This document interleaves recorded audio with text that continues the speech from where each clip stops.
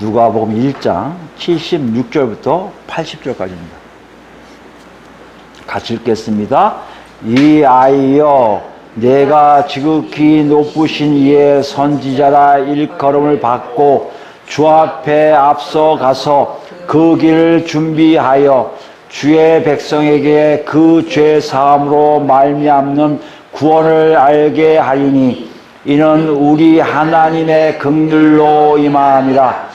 이로써 돋는 해가 위로부터 우리에게 임하여 어둠과 죽음의 그늘에 앉은 자에게 비치고 우리 발을 평강의 길로 인도하시리로다 하니라. 아이가 자라며 심령이 강하여지며 이스라엘에게 나타나는 날까지 빈들에 있으리라. 아멘. 지난 시간에 우리 무엇에서 알아보았습니까? 사가랴의 찬양을 통해서 세례 요한이 그리스도보다 좀 먼저 온 이유가 무엇인지 알아보았는데, 그 이유가 무엇이라고요? 그리스도를 통해서 얻어지는 구원이 무엇이며 그 안의 내용이 무엇인지를 알게 하기 위한 것이라는 거예요. 그 구원이 어떤 겁니까? 구약과 다르죠? 어떻게 다릅니까? 예수 그리스도를 통해서 성령의 임하심을 따라 하나님 나라를 볼 수 있고 들어갈 수 있는 거듭남의 체험을 통한 구원의 역사라는 것이에요. 그 역사는 또 어떻게 할 수 있습니까? 그럼으로써 내 안에 뭐요? 앞으로 마지막 때 일어날 하나님의 회복, 마지막 때 일어날 하나님의 심판, 마지막 때 일어날 하나님의 영광이 나타나심을 다 목도하게 되어 있다는 것이에요. 거기에 다 동참하는 사람들로 만드는 일이 구원이라는 것이에요. 그것이 우리에게 어떻게 와닿을 수 있어요? 우리 삶 속에 삶이 달라져요. 세상의 방식이 아니라 하나님의 방식이 뭔지 알아요. 하나님 나라를 알 수 있으니까, 볼 수 있으니까. 그리고 뭐요? 완성된 하나님 나라가 있음을 알아요. 이 땅이 여기서 우리가 누리고 있는 것보다 더한 완성된 하나님 나라가 오기를 사모해요. 그러니까 그 사모함 속에 자기 자신의 모든 것들을 하나님 뜻대로 살려고 애쓰다 보니 우리 각자 삶 속에 하나님의 영광이 나타나게 된다는 것이에요. 이것이 바로 예수 그리스도를 통한 구원을 보여주신 거고요. 이걸 위해서 미리 세례 요한이 왔다고 지난 시간에 같이 알아보고요. 정말 우리도 그런 구원을 받고 있는지를 확인해 보았습니다. 여러분, 한 주가 어떻게 했어요? 한번 생각해 보셨습니까? 여러분, 정말 성령의 거듭남이 여러분에게 있었습니까? 성령의 거듭남이 뭐라고요? 하나님 나라를 알고 들어갈 수 있고 볼 수 있고 깨닫게 된다는 것이에요. 여러분 삶의 패턴이 달라졌다는 것이에요. 여러분의 소망이 달라졌고요. 여러분의 삶의 모습 속에 하나님이 함께 하심을 안다는 것이에요. 그것이 있었습니까? 그것이 있어야 된다고 얘기하고 있어요.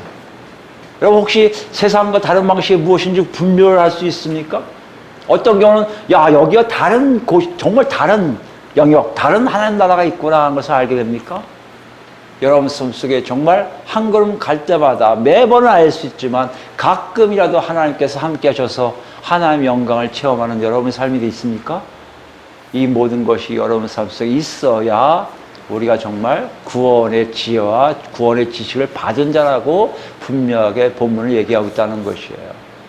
이렇게 생각하면요, 사실 성령의 거듭남에 대해서 얘기한다면요, 한국교회는 한동안 그랬어요. 제가 알기에도 제가 처음 예수 만날 때도 그때도 한참 그런 일이 있었는데 그 전에 있었다고 봐요.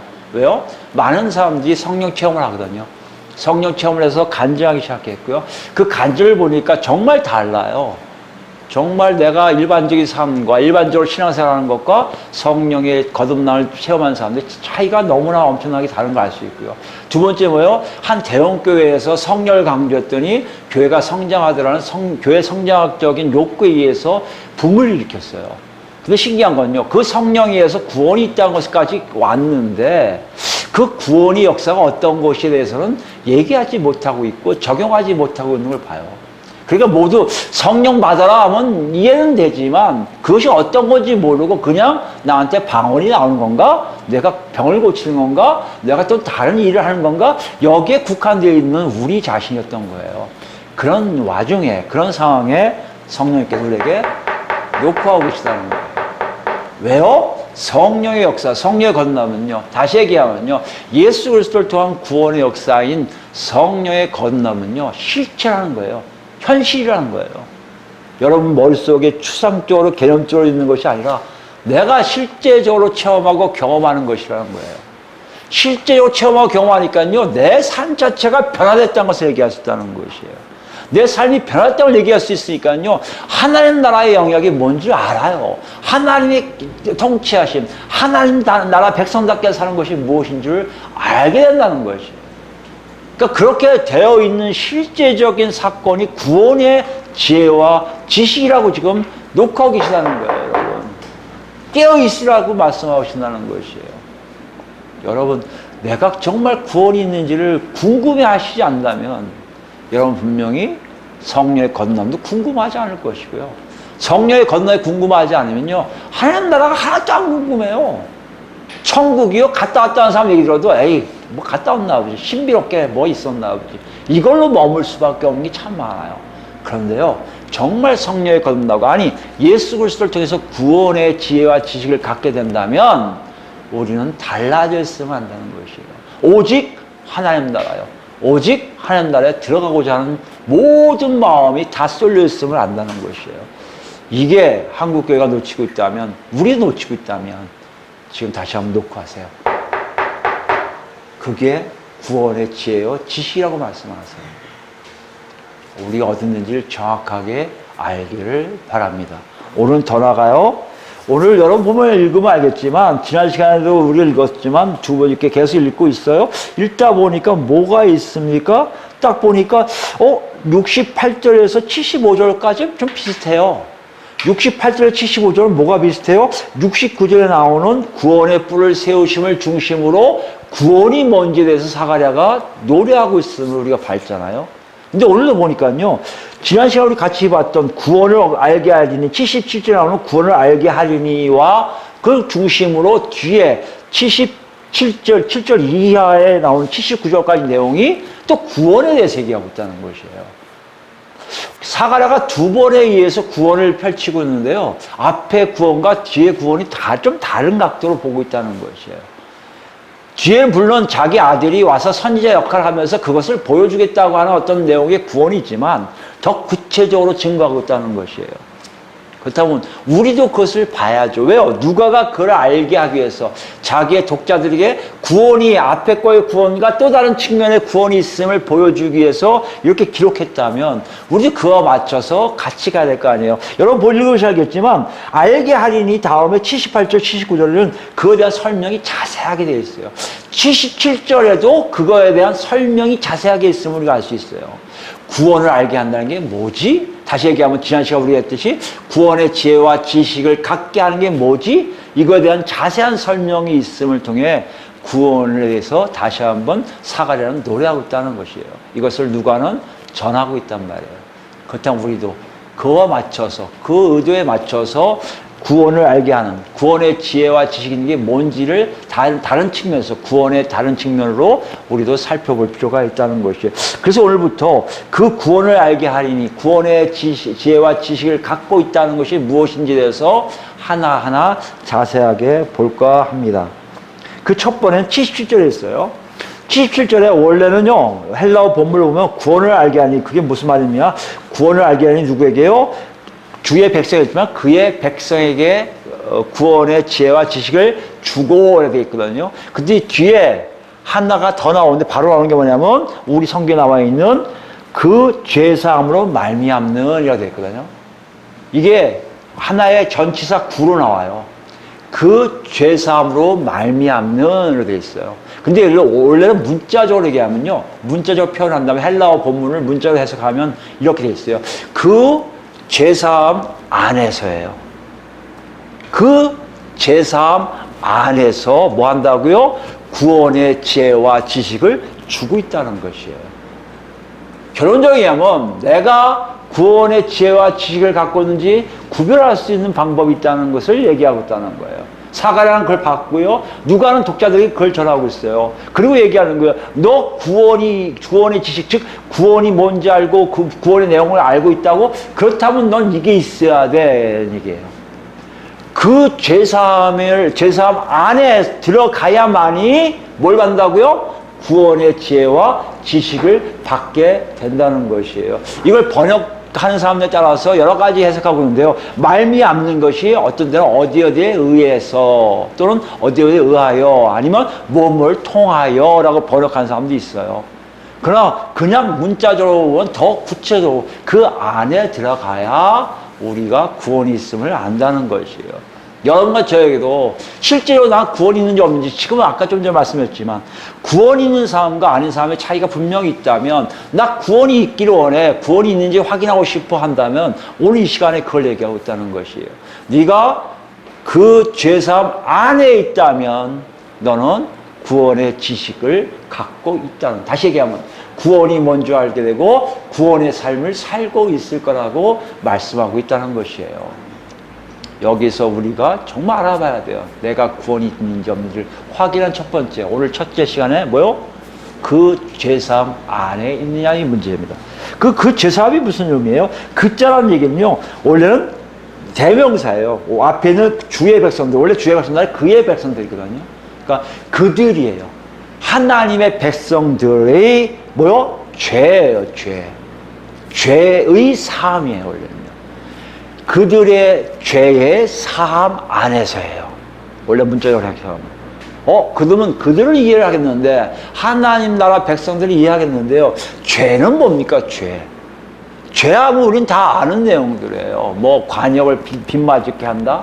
약간 의도성을 갖고 있지만, 실제적으로 우리가 알 수 있는 헬라어 단어의 이 죄라는 것은요, 의도하지 않은 실수. 그냥 내가 안 하고 싶은데 할 수밖에 없는 실수에서부터 내가 고의적으로 심각하게 자신의 신에게 대항하는 것까지 범주가 있어요. 이렇게 어떻게 됐든지 간에 의도하지 않든 의도했든지 간에 자기 삶 속에 뭐요? 자기가 알고 있는, 자기가 모시고 있는 신하고 떨어져 있는 것을 얘기해요. 행동을 통해서 의도적으로 실수하든지 잘못을 저지르든 아니면 고의적으로 대항해서 자기 신과 멀어지는 것, 떨어지는 것을 뭐라 한다? 죄라고 얘기하고 있다는 것이에요. 여기서 끝나지 않아요. 떨어져 있는 상태도 죄예요. 더 나가면 나 더 이상 가고 싶지 않아. 이것도 죄가 돼요. 더 나가서요. 나 그 신 싫어. 그 신에게는 아주 내가 싫어하지. 치가 떨려. 그래서 어떻게 해요? 아주 악한 짓을 하는 세력이 되는 거. 그 신에 대해 대항할 정도 아니라 악한 짓만 하는 사람들, 그것도 죄라고 여겨요.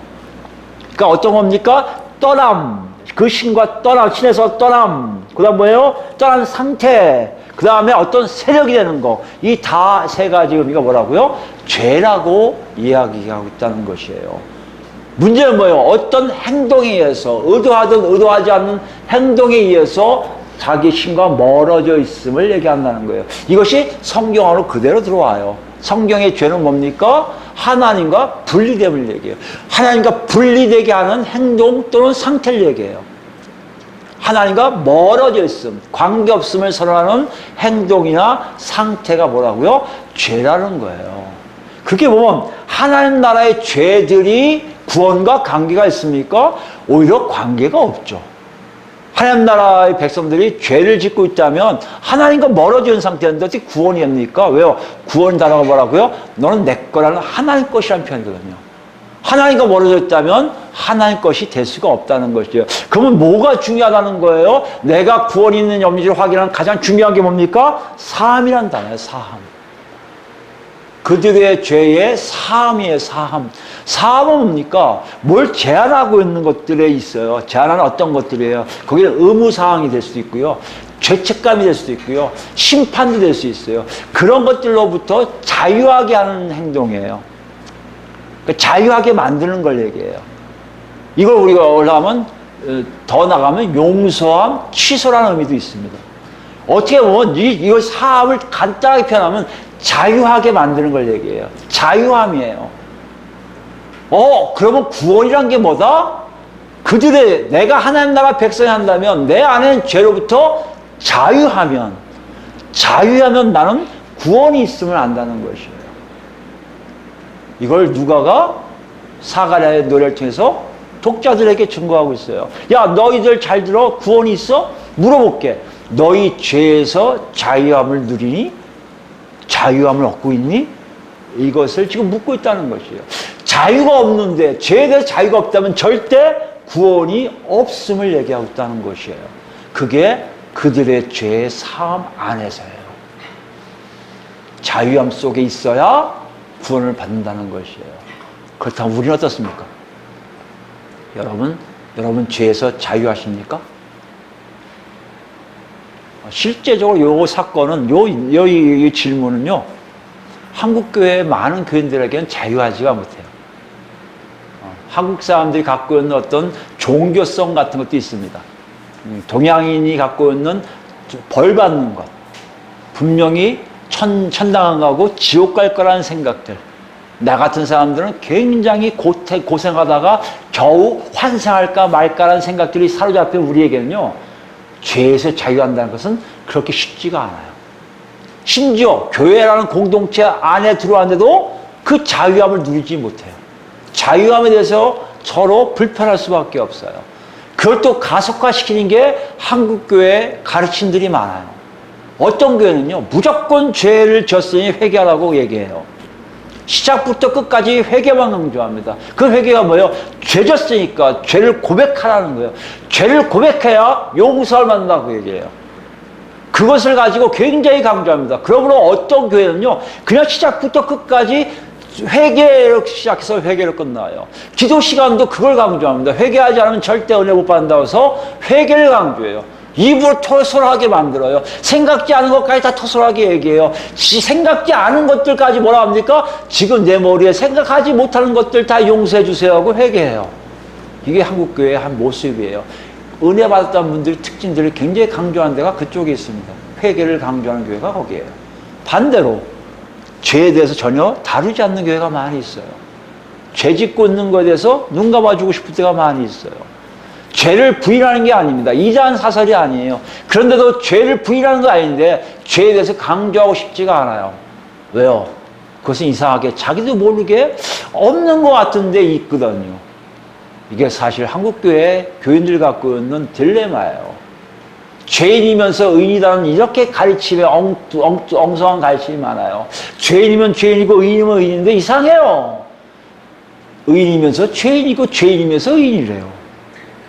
이게 우리가 알고 있는 죄에 대한 개념이기 때문에 죄에 대해서 자유하십니까? 하면요, 많은 사람들이 망설여요. 왜요? 죄를 많이 짓거든요. 그렇다면 여러분, 오늘 본문에서 얘기한 죄의 자유함 안에 있다면 구원을 얻었다는 것을 보증하는 그 의미가 뭔지를 제대로 이해할 수가 없어요. 어떨 때는 회개하면 내가 구원받은 것 같고요, 회개하지 않으면 내가 구원받지 않은 것처럼 하는데 정말 그런 케이스인가요? 한국교회가 얘기하는 입으로 회개하지 않으면 절대 하나님 용서하지 않는 그런 구원의 모습인가요? 우리가 그것을 알기 위해서 좀 더 성경적으로 접근할 필요가 있음을 우리가 알게 된다는 것이에요. 그래서 한번 생각해 봅시다고. 먼저 이것을 사용한 사가랴가 누군지를 먼저 알면 우리가 좀 더 접근할 수 있는 방법이 생길 것 같아요. 사가랴가 누굽니까? 유대인이에요. 유대인은요, 옛날 아브라함 시절 때부터 하나님에 대해서 이미 도통한 사람들이에요. 하나님의 역사를 쫙 아는 사람이에요. 사가랴 입에서 죄사함이 나왔다는 얘기는 분명히 어떤 일이었을 거예요. 그럼 우리가 구약을 통해서 사가랴 입장에서 어떤 죄사함인가를 살펴볼 수 있어요. 그런데 여러분 가만히 보시면 알겠지만요, 하나님을 만난 이스라엘 백성들을 처음 만나셨을 때 죄 때문에 야단치신 장면이 있는지 여러분 보셔야 돼요. 구약을 보세요. 너 아브라함에게 너 죄 졌잖아 하신 적 있습니까? 없음을 발견할 거예요. 아담이 죄 짓고 에덴 동산에 쫓겨난 건 있었어도요, 그 다음에 일들 보면 노아도 그렇고요, 아브라함도 그렇고요, 하나님 만날 때 먼저 너 죄 문제 있어, 죄 해결 안 하면 큰일 나, 야단치신 적이 없음을 발견해요. 죄사함은 정확하게 해서 먼저 뭘 요구하는지를 우리에게 보여주고 있다는 것이에요. 출애굽기 가볼까요? 출애굽기에서도 같은 케이스예요. 19장 가보면 하나님이 이스라엘 백성들을 자신의 백성들, 자신의 자녀들로 삼을 때요, 먼저 그들에게 접근하시고요. 먼저 그들을 끌어가세요. 모세를 보내셔서 그들 통해서 출애굽하게 하세요. 그런 다음에 시내산에 도착하게 하고 그 다음에 말씀하신 내용이 19장부터 시작되는데 한번 보세요. 19장 1절입니다. 이스라엘 자손이 애굽 땅을 떠난 지 3개월이 되던 날 그들이 시내 광야에 이르니라. 그들이 르비딤을 떠나 시내 광야에 이르러 그 광야에 장막을 치되 이스라엘이 거기 산 앞에 장막을 치니라. 모세가 하나님 앞에 올라가니 여호와께서 산에서 그를 불러 말씀하시되 너는 이같이 야곱의 집에 말하고 이스라엘 자손들에게 말하라. 내가 애굽 사람에게 어떻게 행하였음과 내가 어떻게 독수리 날개로 너희를 업어 내게로 인도하였음을 너희가 보았느니라. 세계가 다 내게 속하였나니 너희가 내 말을 잘 듣고 내 언약을 지키면 너는 모든 민족 중에서 내 소유가 되겠고 너희가 내게 대하여 제사장 나라가 되며 거룩한 백성이 되리라. 너는 이 말을 이스라엘 자손에게 전할지니라. 여러분 처음 말씀하신 내용 중에 죄에 대해서 다루고 있는 말씀이 하나도 없어요. 뭘 말씀하세요? 내가 너희를 애굽 땅에서 건져냈다. 체험했지? 발견했지? 그 다음에 뭐예요? 너희가 왔기 때문에 이제 내게 속한 자들이다 라고 말씀하세요. 그 다음에 뭐예요? 내 말을 잘 듣고 내 언약을 지키라고 말씀하세요. 그러면 너는 내 민족이 될 거라는 얘기예요. 내 모든 민족 중에 내 소유가 될 거라고 말씀하세요. 그 다음에 더 나가서 뭐예요? 제사장 나라가 되고요. 거룩한 백성이 될 거라고 말씀하세요. 여기 보시면 알겠지만 죄에 대한 문제는 하나도 다루고 계시지 않아요. 문제는 뭐예요? 죄란 하나님으로부터 멀게 하는 건데요. 하나님을 만난 사람들에게 이미 멀게 된 죄는 해결되어 있다는 것이에요. 문제는 뭐예요? 하나님이 나에게 왔냐 안 왔냐의 문제예요. 하나님 나를 콜링하고 택하심의 역사가 있었냐 없었냐의 문제예요. 그 문제를 정확하게 하시는 게 뭐라고요? 성령의 거듭남이에요. 성령의 거듭남 이후에 회개기도 하는 건 나중에 신학에서 좀 알게 얘기했지만 구약계는 그런 개념도 없어요. 와서 됐니? 언약 체결해? 사인했니? 이제 언약 잘 지켜야 돼요.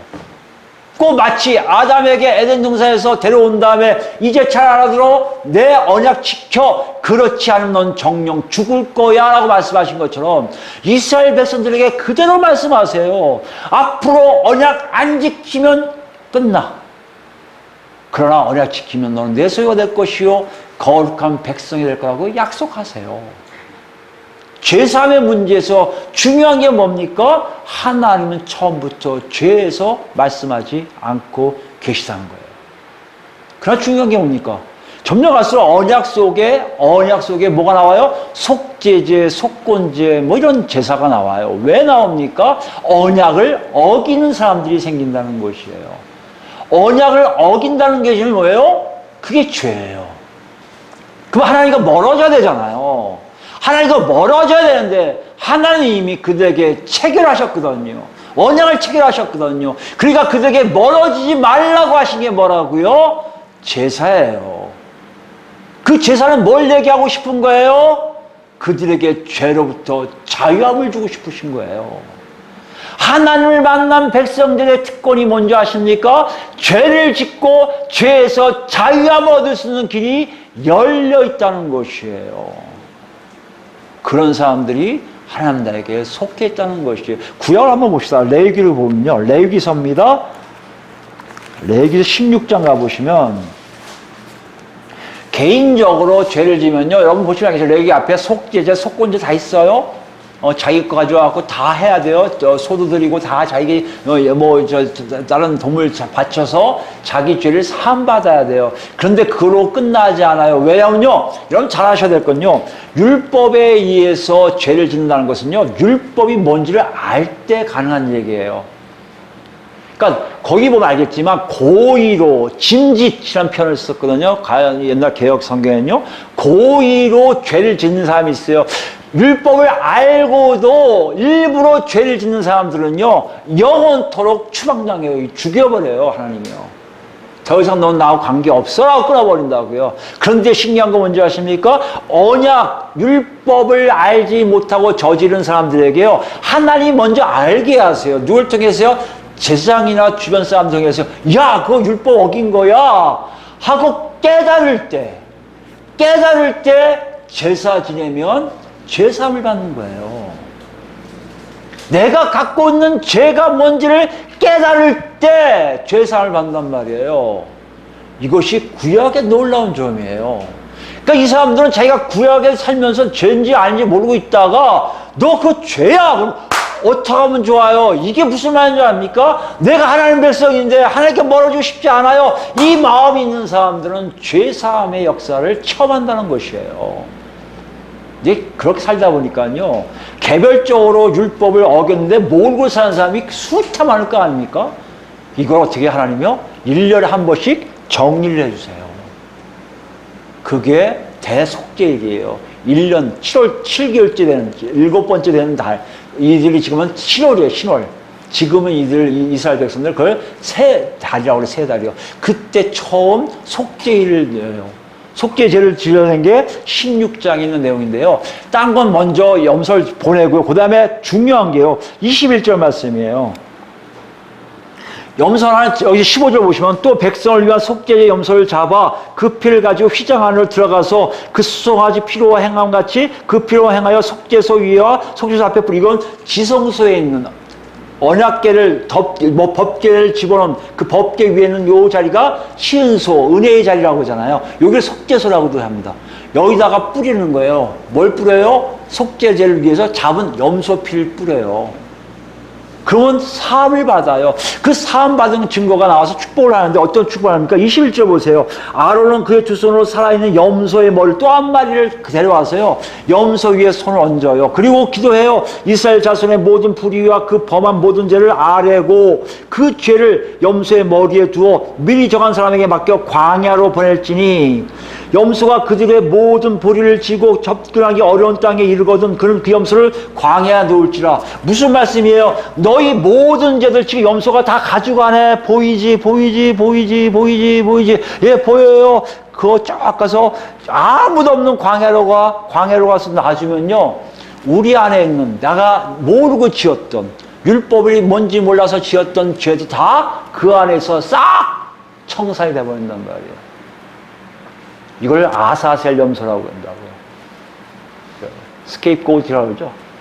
가게 내버려두는 염소란 말이에요. 풀어주는 염소가 하나 있어요. 그러고 나면 어떤 합니까? 29절 말씀 보세요. 너는 영원히 이 규례를 지킬지니라. 일곱째 달 곧 그 달 11일에 너희는 스스로 괴롭게 하고 아무 일도 하지 말되 본토인들이든지 너희 중에 거류하는 거류민이든지 그리하라. 이날에 너희를 위하여 속죄하여 너희를 정결하게 하리니 너희의 모든 죄에서 너희가 여호와 앞에 정결하리라. 1년에 한 번씩 그냥 하나님이 정결의식을 그냥 하나님 방식대로 해서 해결해 주세요. 여러분 여기서 들어보시면, 가만히 들어보시면 알겠지만, 죄의 문제는요, 내가 죄를 짓고 있냐 안 짓고 있냐도 중요하지만 이 해결 문제는요, 나한테 있음이 아니에요. 여러분, 나한테 있지 않아요. 누구한테 있어요? 하나님께 있다는 것이에요. 왜 그럴까요, 여러분? 에덴 동산에서 아담이 선악을 알게 하는 나무의 실과를 먹지 말라고 말씀하신 것을 위배하기 때문에, 배반하기 때문에 생긴 게 인류의 죄예요. 태어날 때부터 죄를 안고 낳는 게 바로 그 개념입니다. 바로 아담의 죄에 의해서 모든 사람이 사망에 이르게 했던, 하나님과 분리되어 있는 일들이 다 일어난 거예요. 그럼 여러분 생각해 보세요. 아담하고 하나님 간에 누가 이것을 해결할 수 있어요? 아담이 와서 하나님 용서해 주세요, 이제 안 지을게요. 그렇게 해결됩니까? 아니란 말이에요. 누가 용서해야 돼요? 가해자가 아닌 피해자인 하나님이, 그래야 너 내가 용서하마 해야 죄가 사함받는 거 아니겠습니까? 아담은 절대 그런 권한도 없고요, 그런 힘도 없어요. 그냥 죄 짓는 것만 상태로 가만히 있어야 돼요. 누가 알아서 하셔야 돼요. 하나님이 주권적으로 강제적으로 개입하셔서 아담의 죄를 사해 주셔야만이 아담은 하나님과 동행할 수 있게 되었다는 것이에요. 이것이 죄사함이에요. 내가 뭘 했기 때문에 죄사함 받는 게 아니라 하나님이 펼쳐신 놀라운 방식대로 쫙 펼쳐신 대로 그 방식대로 하나 둘 이루어지면 거기에 참여한 모든 사람들은 다 뭐요? 죄로부터 자유함을 얻게 된다는 것이에요. 이것이 있냐고 지금 누가는 독자들에게 묻고 있고요. 여러분과 저는 그것이 있냐고 확인하자는 것이에요. 여러분 그런 자유가 있습니까? 그런 자유함이 있습니까? 뭘 얘기하고 있는 거예요, 지금요? 여러분 속에 내가 생각하는 여러 가지 일들 중에 정말 무엇이 옳고 그름에 대한 개념 속에 내가 이것 저럴 때 단죄할 수 있는 것들에 의해서 여러분이 결정할 수 있습니까? 아니요. 하나님이 이루어 놓으신 일들 중에 가능하다는 얘기예요. 구약에서 먼저요, 하나님이 찾아오세요. 너 내 백성 될 거야. 만드세요. 그 다음에 그들에게 언약을 베푸세요. 언약을 베푸신 후에 그들이 어겨지면 제사법을 통해서 그들을 살아나게 하신 역사를 계속해서 하나님이 하신다는 것이에요. 그럼 구약에서의 구원은 뭡니까? 그 제사 개념 속에 푹 빠져 있으면 사람들은 뭐 알아요? 나는 하나님 거야라는 걸 안다는 것이에요. 1년에 한 번씩 속죄제를 끝나면 나한테 죄가 다 사라졌어. 와, 하나님 감사합니다 하는 것이 자기가 하나님 자녀인 것을 안다는 것이에요. 그렇다면 사가랴가 노래한, 다시 오셔서 본문 오셨어요. 사가랴가 노래한 그 내용을 봅시다. 죄사함이 바로 그것을 얘기하고 있다고 얘기한다면 사가랴는요 좀 더 달라졌을 거예요. 왜요? 사가랴의 죄사함은요 누구와 관계된 거예요? 세례 요한과 관계된 거예요. 세례 요한이 와서 이 그리스도의 길을 예비하거든요. 구원의 지혜와 지식을 주게 되어 있거든요. 결론적으로 얘기하면 그리스도를 통한 죄사함의 방식은 과연 그것과 같냐는 것이에요. 다른 거예요, 조금. 그 맥락으로 오지만 하나님이 주권적 역사를 틀어버리신 거예요. 구약에 의한 죄사함이 아니라 신약에 의한 새로운 방식에 의한 죄사함이 있음을 보여주고 있다는 것이에요. 이것에 여러분과 제가 있는지를 보라는 것이에요. 그 맥락이에요. 하나님이 주권적으로 역사하세요. 하나님 방식대로 해서 똑같은데요. 거기에 제사가 없어요. 피 흘림이 없어요. 아사셀 염소가 없어요. 우리에게는 다른 방식의 죄사함의 역사가 있다는 것이에요. 이걸 누가가 그대로 썼는데요. 사도행전 가봅시다. 이것이 뭔지를 좀 설명하는 게 나와요. 사도행전 2장 37절 말씀 볼까요? 유대인들에게 성령 충만받은 사도들이 일어나서 복음을 준 거예요. 복음을 준 다음에 복음의 핵심이 뭡니까? 예수가 그리스도십니다. 예수가 그리스도인데 너희가 예수 그리스도를 죽였어요. 그러나 하나님은 그 그리스도를 내버려 두지 않고 살아나게 하셨습니다. 그분을 메시아로 만드셨고 성령을 우리에게 부어주심의 증거가 나옵니다. 그랬거든요. 그걸 든 사람들이 뭐요? 마음에 찔려요. 37절입니다. 그들이 이 말을 듣고 마음에 찔려 베드로와 다른 사도들에게 물어 이르되 형제들아 우리가 어찌할꼬 하거늘. 어떻게 사함받냐는 거죠.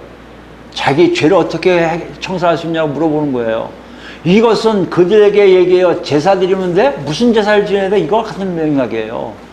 그럼 분명히 구약과 같으면 야 좀만 기다려, 좀 이따 제사할 거야, 속죄제를 지니까 아니 대제사장 쫓아가서 우리 민족 전체를 위해서 제사 지내자 이러면 될 텐데 아니에요. 완전히 바뀌어있는 새로운 언약의 죄사함의 모습을 얘기해요. 그게 베드로가 38절 이렇게 얘기합니다.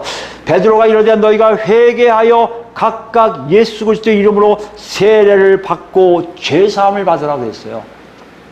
죄사함에 대한 과정을 정확하게 또박또박 얘기해요. 하나님의 방식이에요. 하나님의 법이에요. 이대로 해야 죄사함을 받는다는 것이에요. 이대로 해야 죄에서 자유함을 얻는다는 것이에요. 어떻게 보면 제사의 개념이 전혀 안 들어가요. 성결 제사, 새로운 언약의 새 언약 시대에는 필요가 없음을 선언하셨거든요. 그렇기 때문에 제사법에 의해서 하나님과 가까워지고 있는 방법은 전혀 없다는 것이에요. 단지 뭘 하라고요? 회개하고 예수 그리스도 이름으로 세례를 받으라는 것이에요. 그럼 어떤 일 합니까? 그리하면 성령을 선물 받아요. 지난 시간에 얘기했던 성령이 오셔서 거듭나게 하는 역사를 한다는 것이에요. 이것이 일순간에 올 수도 있고요. 좀 텀을 두고 올 수도 있지만 분명한 것은 이 과정이 분명하게 그 사람 안에서 일어나게 되어 있다는 것이에요. 이게 좀 달라요. 다르니까 우리가 이해를 못할 때가 있다는 것이에요. 그냥 넘어갈 때가 많거든요. 회개하면 된다고 했거든요. 뭐라고 있어요, 나중에요? 40절 보니까 이렇게 되면 구원을 받으라 라고 했어요. 그게 바로 구원의 역사와 같다는 얘기예요. 어떻게 얘기할 수 있습니까? 여러분, 초대교회는 그렇게 얘기했을 거예요. 죄사함이 뭐예요? 그러면 과거에는 어떻게 하라고요? 제사 지내면 돼. 아니요. 제사 지내기 전에 뭐 하나님 만났어?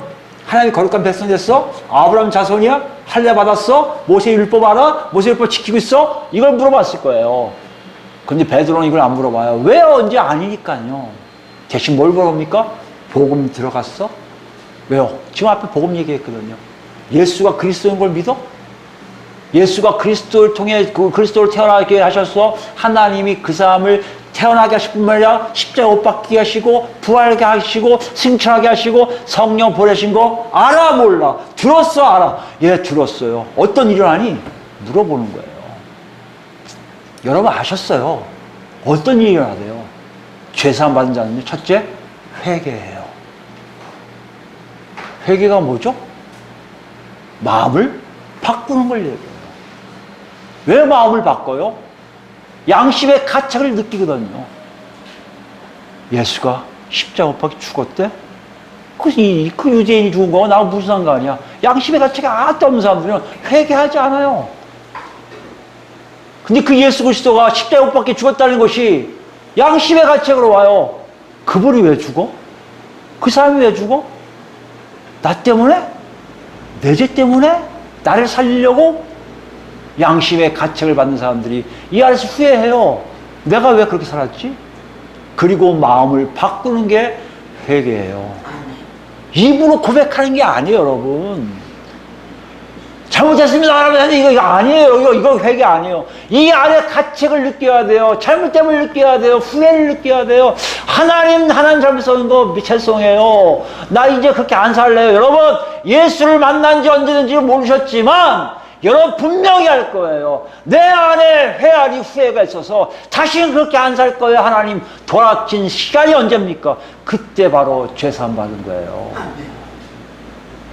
그거를 일사천리로 성령 거듭남에 동시에 받은 사람들은요, 한꺼번에 다 받았을 거예요. 와, 내가 이런 죄를 졌다고.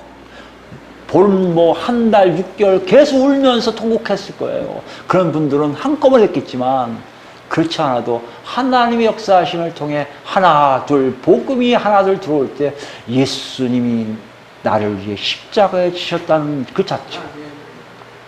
그것이 나한테는 후회가 되는 거예요. 마음이 아픈 거예요. 찢어지는 거예요. 그분 때문에 내가 왜? 나 같은 놈을 왜? 그리고 마음을 바꾸는 것이 회개예요. 그 회개를 한 사람만이 할 수 있는 게 뭐라고요? 예수 그리스도 이름으로 세례받는 거예요. 그 당시 됐는 세례는 뭔지 아십니까? 정결의식이에요. 물에 뭔가 하면요, 깨끗해짐을 얘기해요. 정결하게 됨을 얘기해요. 그뿐만 아니에요. 작별을 얘기해요. 더 이상 이것도 안 할 거야. 이것도 안 할 거야. 나 끊었어. 저 사람들하고 끊었어. 그렇게 단체로 옮길 때마다, 종파를 옮길 때마다 세례받는 SM파들이 그랬었거든요. 그런 일들을 시켰어요. 무슨 얘기합니까? 예수 그리스도 이름으로 세례를 받는다는 것은요, 예수님 때문에 내가 새로워졌기 때문에 정결하게 됐어요. 다시는 딴 거 안 해요. 세상 싫어요. 가족들도 예수보다 더 좋지 않아요. 오직 모든 것들이 예수에 다 바치겠어요 하라고 아는 사람들에게 교회가 고난이 있는 사도들이 그들에게 베푸는 물에서 올랐다가 늘 들어갔다 나오는 것이 바로 세례란 말이에요. 이 두 가지가 한꺼번에 일어날 때 뭐요? 죄사함을 받은 거예요. 죄로부터 자유함을 얻은 거예요. 여러분 그러셨습니까? 여러분에게 묻는 거예요. 누가가 묻고 있어요? 우리에게 묻고 있어요. 만약에 그것이 있다면 여러분 지금 구원을 받으신 거고요. 구원의 지혜와 지식을 갖고 있어서 성령에 의해서 어떻게 살아야 되는지를 알고 살고 있음을 여러분 스스로 알게 된다는 것이에요. 여러분 정말 그러고 있습니까? 한번 생각해 보세요. 오랜 세월 신앙생활 하셨으니까 어느 순간에 내가 이러면 안 되는데 돌이킬 때가 있지 않습니까? 그때 성령께서 분명히 역사하셨을 거고요. 그 돌이키신 역사가 지금까지 유지된다면 여러분은 분명히 죄 사함을 받은 거란 말이에요. 그게 없습니까? 여러분 죄송하지만 죄 사함이 없을 것이고요. 죄 사함이 없으니 여러분이 구원에서 관심이 없고요. 구원에 관심이 없으니 하나님 나라 들어가는 거 관심 하나도 없을 거예요. 하나님 나라에 어쩌죠? 내가 왜 희생해야 돼? 내가 왜 내 걸 버려야 돼? 이거 난 필요 없어. 이러고 있을 거란 말이에요. 여러분 분명히 이것은 인과응보처럼 분명히 같이 따라가는 결과가 있다는 것이에요. 여러분 정말 거기 있습니까? 오래해서 모르겠다고요? 정말 오래해서 모르겠습니까? 지금 우리에게 성경은 분명하게 어떤 하나의 모습을 통해서 죄사함 받은 사람들, 죄로부터 자유함을 누린 사람들은 이렇게 살고 있을 거라고 또 사도를 통해서 우리에게 보여주십니다. 그것을 알아볼까요? 요한일서부터 할까요? 요한일서 1장 7절부터 보세요. 7절부터.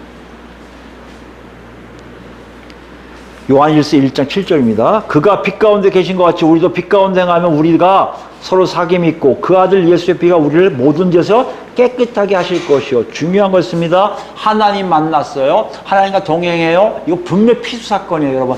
죄 사함을 받았다는 얘기는요. 내가 회개하기 때문에 죄에서 멀었다고 착각하지 마세요. 하나님을 만난 자만이 누릴 수 있는 혜택이에요. 하나님과 동행하는 자만이 누릴 수 있는 혜택이에요. 하나님과 동행하고 사귐이 있으니까요. 어떤 일 한다고요? 예수의 피가 나의 모든 죄를 깨끗하게 하세요. 여러분 그걸 이해를 못하시면요. 많은 이단에 빠질 수밖에 없고요. 지금 여러분 괜히 쓸데없이 시작할 때부터 하나님 나의 죄 용서하시고 내가 뭘 생각도 안 나네요. 뭘 했죠? 저 사람들 이거 가짜예요, 여러분. 그거 회개기도 아니에요.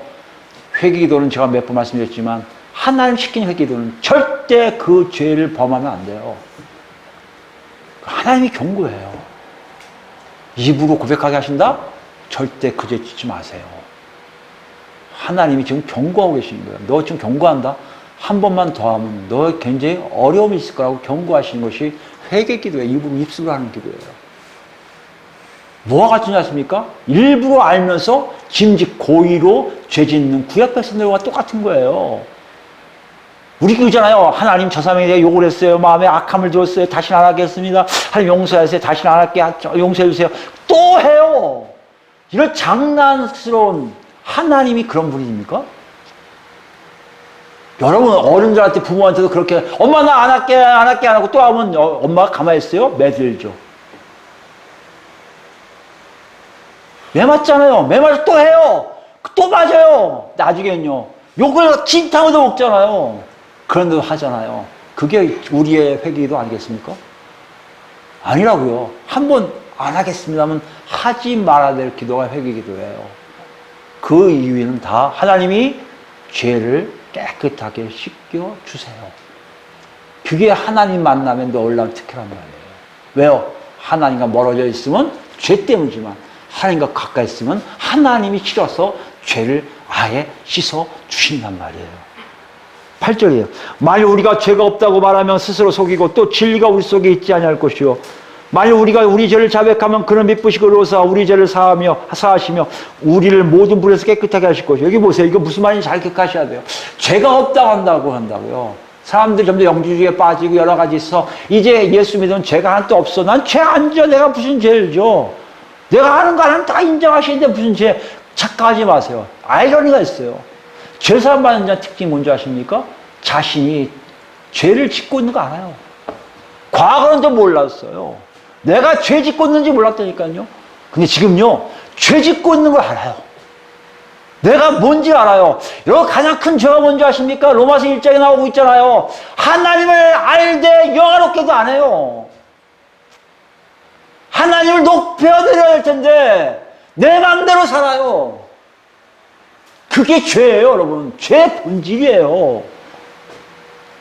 예수 믿어도 하나님 뜻대로 안 살고 싶은 거 다 죄란 말이에요. 근데 그걸 모른다고요? 여러분 죄송하지만 여기 보시면 알겠지만 여러분 지금 진리가 우리 속에 있지 않는 거예요.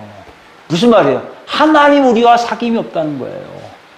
하나님 우리가 사귐 있으면요, 내가 하나님 꼭대기에 앉아서 내가 하나님처럼 누구예요? 아담의 꼬시는 사탄의 유혹처럼 너 저거 먹으면 하나님처럼 될 거야. 이 말에 하와와 아담이 다 먹은 거 아니에요, 그거를요. 죄라는 그거야. 내가 하나님 자리에 앉고 싶은 거예요. 내가 결정하고 싶은 거예요. 내가 모든 것을 관장하고 싶은 거예요. 그것이 죄인 줄 모르는 사람들은요, 진리가 전혀 없어요. 하나님 만난 게 아니에요. 하나님과 사귐이 없는 거예요. 신기한 게 뭔지 아십니까? 하나님과 사귐이 있고 예수 그리스도의 피가 모든 죄를 깨끗하게 하신 역사를 받는 사람들은요, 그 죄가 보여요. 하나님 자리에 내가 있었네요. 나를 부인하지 못했네요. 내가 참지 못했네요. 아니 하나님, 이것이 죄인데 죄라고 얘기하지 못했네요. 내가 죄를 짓고 저 사람도 죄 짓는 거 보고 아 잘됐다 우리 없애자. 어느 교회가 그래서 큰일 났잖아요. 부산 저 중과 갖고 담임 목사님이 원샷을 했던 거 아니에요. 원샷 때린 다음에 내가 이게 잘못했습니다 회개하면 되는데요. 그게 원래 중국은 다 마시는 건데 뭐가 문제가 얘기했더니요, 그 다음부터 장로나 안수집사들이 그 주변에 술집 많았거든요. 포장마차 많았거든요. 천호동 거리니까 거기에 다 장로하고 안수집사가 다 앉아서 술 먹더래요. 한국교회 현실이에요. 뭘 얘기합니까? 하나님과 사귐 있는 사람들은 내가 죄가 뭔지를 분명하게 알아요.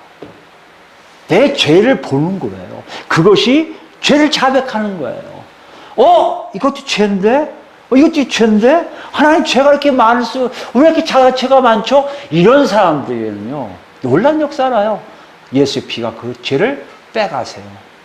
하나, 둘 빼가세요. 이 역사를 여러분 체험하시고 계십니까? 여러분은 죄로부터 자유함, 즉 죄사함을 받고 있음에 징표가 있다는 것이에요. 이거 자유하지 않은 사람들은요, 숨기기 바쁠 거예요. 거룩한 척 할 거예요. 나 죄가 없는 척 할 거예요. 요즘 거꾸로 되더라고요. 목사님들이 너무 이 강대상에서요, 자기 일을 드러내긴 게 마치 하나님께 영광을 돌린 것처럼 착각할 때가 많아요. 그렇지가 않아요. 그거 하지 말아야죠, 해놓고는. 또 해요. 해놓고는 난 솔직한 사람이야. 다 까발릴게. 그러면 되잖아. 여러분, 그건 아니에요. 그거 기만행위예요. 죄라는 것은요, 정말 하나님 앞에서 내가 발견하는 거란 말이에요. 그 죄를 여러분과 제가 보고 있습니까? 여러분, 죄 사함의 놀라운 혜택을 지금 받고 있다는 것이에요. 왜요? 2절 볼까요?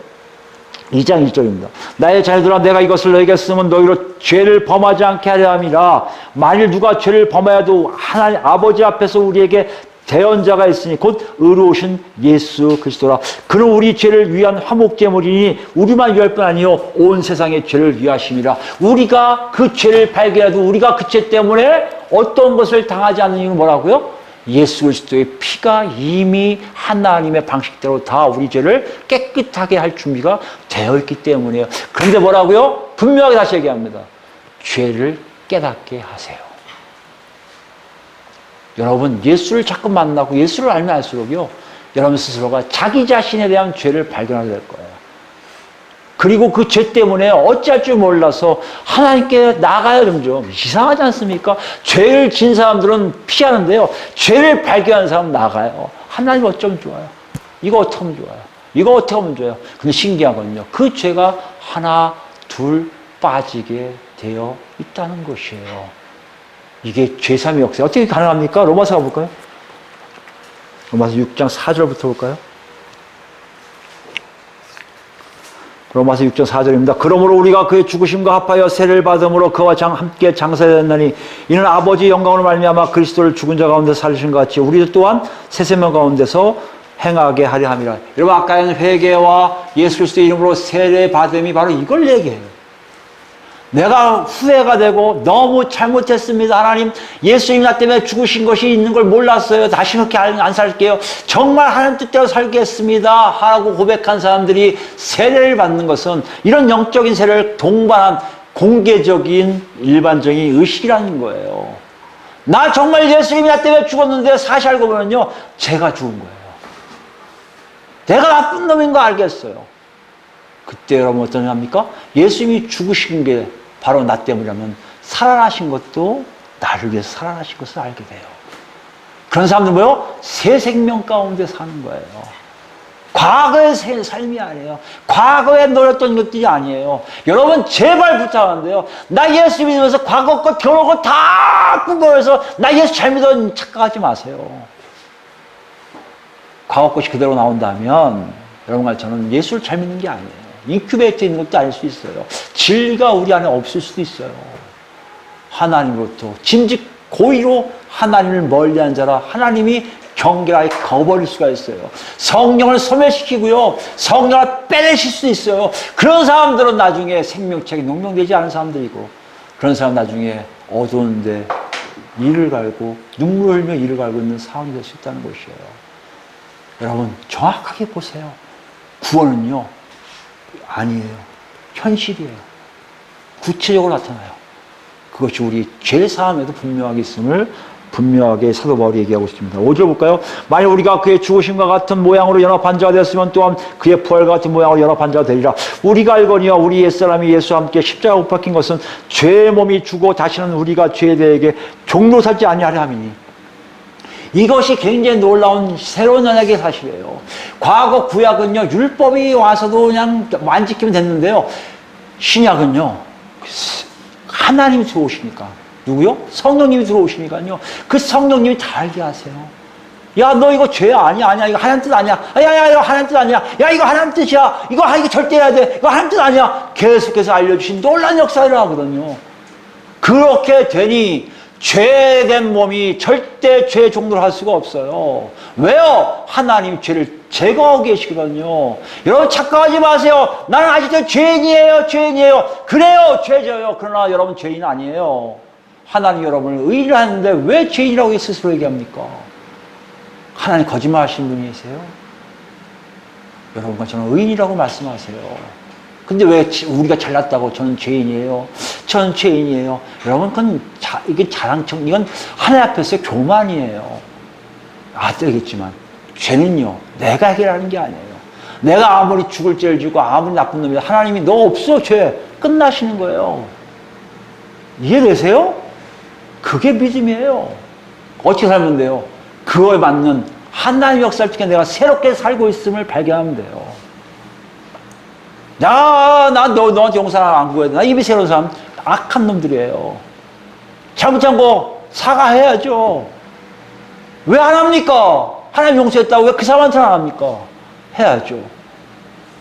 회개가 그게 아니에요. 후회가 되는 거예요. 저 사람한테 저러지 말았을 걸 가서 얘기해야죠. 여러분, 우리는 잘못한 게 참 많아요. 하나님께 해결되면 다 해결돼. 아니, 하나님 그렇게 얘기 안 하세요. 너 가서 회개하라고 말씀하세요. 분명히 예수님 말씀하세요. 제물 들고 가서 하나님 앞에 제사 드리러 갈 때 어떤 사람가 있으면 그 사람한테 가서 다 해결하고 화목하게 된 다음에 와서 바치라고 돼 있어요. 이게 제사함의 모습이에요. 근데 신기한 게 한국교회는 이상하게 하나님 앞에 용서받았다면요, 사람한테 용서하려 안 구해도 돼요. 그래서 잘못된 편견이 많은 게 한국 교회로 비춰지고 있다는 것을 여러분 아시기 바랍니다. 분명하게 얘기해요.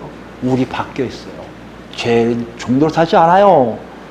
7절이면 이는 죽은 자가 죄에서 벗어나 의롭다 하심을 얻었음이에요. 죄인이 아니기 때문에요. 의로운 의인이에요. 의인처럼 살 수 있게끔 하나님 다 만들어주셨어요. 이 안에 성령 오셔서 다 뒤집어 놓으셨어요. 죄를 빠지게 하세요. 여러분 제 가장 심각한 죄들, 과거서부터 지금까지 없애지 못한 죄, 그 몇 가지가 계속 여러분을 괴롭힐 거예요. 나머지는요, 이게 다 없어졌네? 아마 이런 것이 하나님과 함께하면 삶의 특혜예요. 죄사함 안에 있음의 모습이란 말이에요.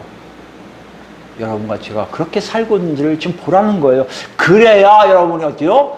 죄사함 안에 구원받은 자라고 지금 사가랴가 노래하고 있고요. 누가는 그것을 증명하고 있다는 것이에요. 9절입니다. 8절입니다. 만일 우리가 그리스도와 함께 죽었으면 또한 그와 함께 살 줄 믿노니 이는 그리스도께서 죽은 자 가운데서 살아났음에 다시 죽지 아니하시고 사망이 다시 그를 주장하지 못할 줄 알미로다. 그가 죽으심은 뭐에 주에 죽었다고요? 죄에 대해서 단번에 죽으심이요. 그가 살아계심은 하나님 앞에 살아계시며 죄에 대해 죽고 하나님 대해 살게 하시려고 그렇게 십자가 못 박혀 죽으셨다가 부활하신 거예요. 그거 마찬가지로 11절이에요. 이와 같이 너희도 너희 자신을 죄에 대하여 죽은 자요 그리스도 예수 안에서 하나님께 대하여 살아있는 자로 여길지어다 라고 얘기해요. 무슨 말씀입니까 여러분? 여러분이 정말 죄 사함을 받았다면요 죄를 알아요. 죄를 깨달아요. 죄가 내 안에서 스멀 올라갈 더 구체적으로 알아요. 하나님 앞에 납작 엎드릴 수밖에 없어요. 하나님 이것밖에 안 되는 존재였습니다. 어떻게 하나님을 알면서 예수 그리스도의 피가 나를 깨끗하게 했다면서도 어떻게 이런 죄들이 나옵니까 하고 여러분이 납작 엎드릴 수밖에 없지만 실제적으로 삶은요 그거에 통제받아 사는 것이 아니라 하나님께 향하고 있다는 것을 발견하게 된다는 것이에요. 이것이 죄사함 안에 있음의 증거라는 것이에요. 이것이 여러분이 회개하고 예수 그리스도 이름으로 세례를 받음의 모습이라고 지금 말씀하고 있다는 것이에요. 여러분 어디에 계십니까? 구원 받으셨습니까? 어떻게 한다고요? 죄사함 안에 있습니까? 죄로부터 자유로우십니까? 내가 잘나서요? 아니요. 하나님이 약속하신 그 패턴 안에 그 방식 안에 내가 흘러가 보니 나도 모르게 그런 자유함을 누립니다 하고 고백하십니까? 여러분에게 구원이 있을 거예요. 구원을 뭔지 알 거예요. 어떻게 한다고요? 지난 시간에 했듯이 하나님 나라가 보일 거예요. 하나님 나라를 사모하실 거예요. 없습니까? 여러분 요구하세요. 예수 그리스도의 복음을 들으라고 말씀하세요. 예수님 십자가 못 박혀 죽으셨고 부활되셨고 승천하셔서 성령님 보내시고 계시고 지금도 하나님 우편에서 통치하고 계심을 믿느냐고 우리에게 묻고 계십니다. 그것이 여러분 회개로 다가옵니까? 아픔으로 다가옵니까? 감격으로 다가옵니까? 그것이 내 삶으로 옵니까? 여러분 분명히 세례받으신 거예요. 세례받은 후회의 역사가 여러분 있습니까? 분명히 여러분 새 생명대로 살 거예요. 어떻게 한다고요? 죄에 대해 살지 않고 하나님에 대해 살 거예요. 죄에 대해 살지 않기에 내 몸에 있는 죄들이 하나둘 떨어짐이 보이고요. 죄에 대해 살지 않고 하나님의 삶으로 하나님과 동행함으로 내 안에 내 본질적인 것 하나님처럼 되고 싶었던 모든 것들이 나를 지금도 억압하고 있는 것에 대해서 해방되고 싶어. 하나님 이 육체 걷어가 주세요. 빨리 부활되게 하세요. 이 외침이 여러분 안에 있을 거예요. 이런 놀라운 구원의 역사하심을 받으라고 지금 요청하세요. 어디에 계십니까? 여러분 분명히 할 게 있어요. 죄 문제 해결해서요. 죄가 보이십니까? 하나님이 보이십니까? 여러분이 죄 짓는 것이 보이십니까? 죄 짓고 있는데 하나님이 여러분을 끌고 가는 손길이라도 느끼십니까? 아직 괜찮아요. 죄 짓는데요. 하나님 손길이 전혀 못 느끼십니까? 경고하고 계세요. 죄가 안 보이고 하나님 보이시면서 죄가 풀려나가는 게 보입니까? 여러분 하나님을 찬양하시고 감사하세요. 여러분 드디어 하나님 여러분 확 끌어잡고 계신 거예요. 다시는 남에게 안 뺏기시려고 꽉 쥐고 계신 거예요. 그 역사 속에 여러분 같이 가셔야 돼요. 이제 순종하셔야 돼요. 내 안에 하나님 말씀대로 살아가는 모습이 나와야 돼요. 예수님의 놀라운 역사하심이 나와야 돼요. 하나님의 영광이 내 삶 속에 나와야 돼요. 지금 이러라고 지금 누가 하는 독자들에게 보고 있어요. 너 잘 봐. 너 자신을 보라고요. 이제 우리 차례예요. 하나님의 영광이 여러분이 있습니까? 그러자고요.